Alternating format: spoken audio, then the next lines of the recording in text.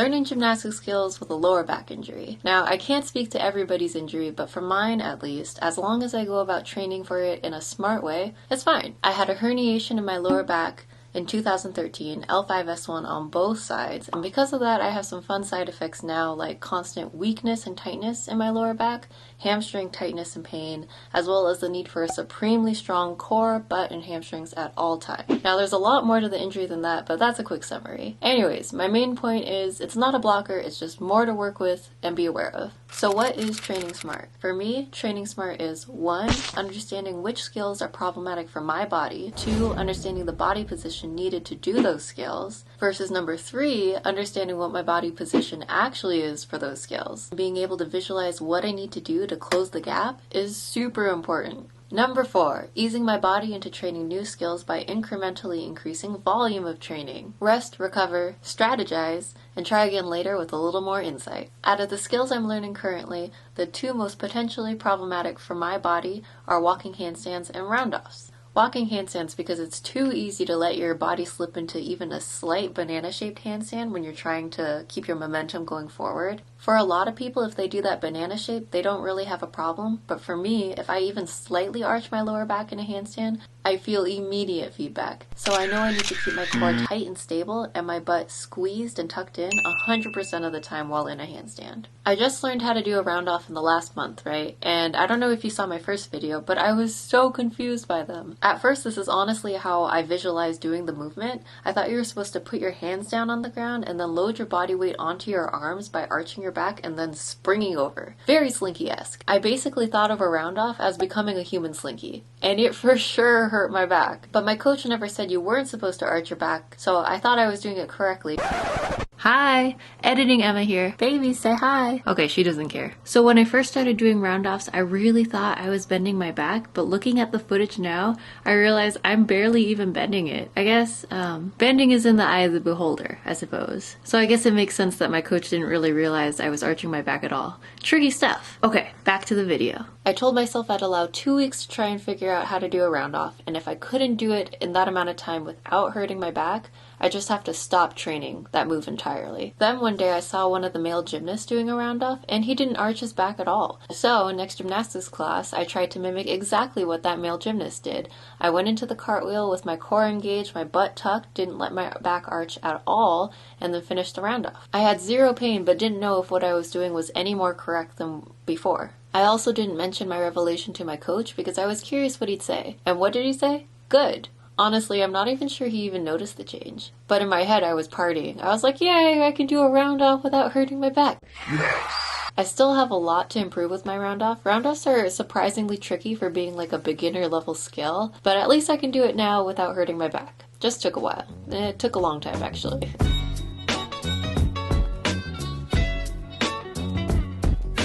I'm very happy that I have no problems at all trying to learn how to do a backflip with my lower back injury. That spot in my back stays pretty straight when I try either backflip version, so it hasn't really been a problem. Also, I don't think I've mentioned this before, but did you know there's 2 different kinds of backflips? I always thought a flip's a flip. It looks cool, I wish I could do it. But apparently you can do it 2 different ways. One being easier, quotes because it's still a flip, and the other being harder but cleaner. Oh, I forgot the quotes. Cleaner.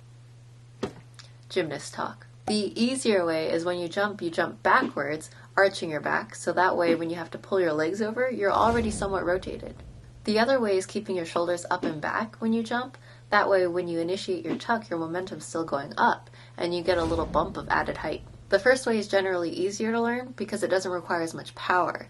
But it's also not as pretty because the flip happens lower to the ground. It's also better to throw this kind of backflip off of a diving board or a dock because you travel backwards and you won't smack your head on the ledge. I've seen some people arch their back a ton when they do it this way. I don't do that. I pretty much keep my back straight when I jump backwards and just rely on the power of my abs to get my legs over in time. It doesn't feel natural to me arching in a backflip, and honestly, I'm kind of afraid that if I tried whipping my body back like that, it would hurt a lot. Thankfully, there doesn't seem to be a reason why I would even try to do it, because I can do a backflip as is, okay? So, I'm good with that. The second is proper gymnastics technique, and good when you want to jump and land in the same spot. You basically go up, rotate in a little ball, and come straight down. This This way feels more natural to me, and even when I try the first version, I usually end up doing it more like this way, without arching my back basically. In my first video, I said I wanted to be able to do a backflip before I'm 30, and because I'm a total noob and didn't realize there were progressions, I have accomplished my goal! I can do backflips pretty successfully off the end of a tumble track onto a mat, so next goal is being able to do a backflip on the floor before I'm 30. My big issue currently is timing and consistency. Basically the timing of when I need to have my arms back, when I need to start the tuck, and when I need to open. If I can consistently do all of that timing correctly, then I'll have it. I'm glad I'm finally past the fear element, which I think is the biggest blocker for most people when doing a backflip. And I'm not just talking about the fear of going backwards. For a while I'd get stuck in this rut because I wouldn't extend all the way backwards and I'd under-rotate by the time I hit the ground, and if I under-rotated to the point where my ponytail touched the ground or the tumble track, I wigged. I would absolutely freak out. Then I'd get scared about under-rotating, so I'd start the tuck too early, meaning of course I'd under-rotate. Do you see the vicious cycle? So I'm glad I'm at least over that.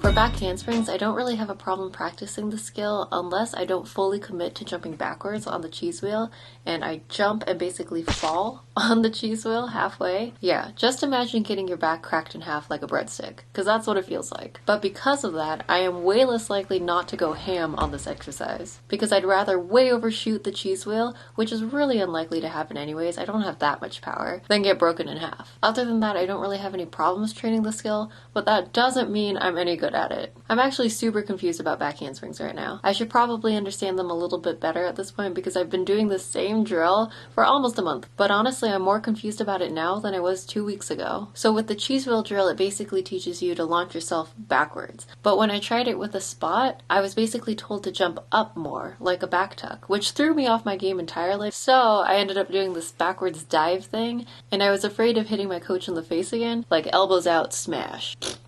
So I was trying to be a good person and avoid his nose, but because of that I kept on kind of jumping at an angle backwards, which seems super scary and ridiculous now that I think about it, because I'm jumping away from my spot at an angle that I can't really support myself with. But it just seems like my body was so committed to not crushing his face again that it was willing to sacrifice me in the process.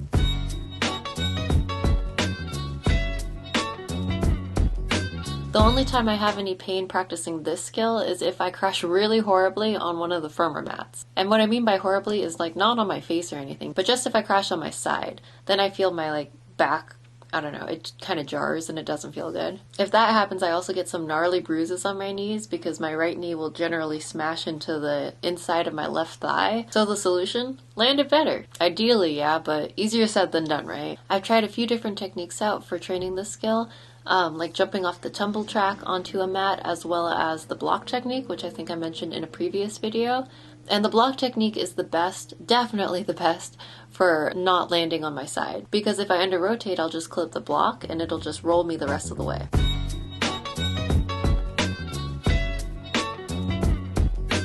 Handstand shoulder press is another skill that I have no problems learning, but I can see how it can cause problems in someone's lower back. I've seen some people do a straddle press handstand where when they lift their legs off the ground, they arch their back to come up. Honestly, my back kind of hurts just thinking about it. But that's why it's really important for me, at least, to keep my upper back rounded and try and keep my body weight stacked as much as possible over my shoulders. That way my lower back isn't working to lift my legs and my hip flexors and my booty are instead. In my second video, I talked about how you need to push your hands down into the ground and round your back to lift your toes off the ground for a straddle handstand press, but I was missing two force vectors.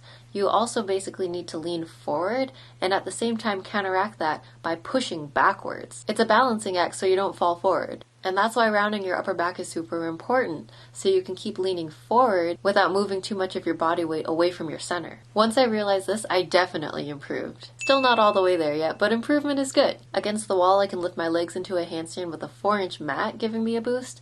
And without the wall, I am so close to getting my feet off the ground to the point of hovering. I can feel it. I just gotta work a little bit harder. So close to hovering. I feel like when you're able to hover your feet off the ground, you're basically there. Well, that's it for this week's video. Thank you for watching. If you want to see more, please like, comment, and subscribe.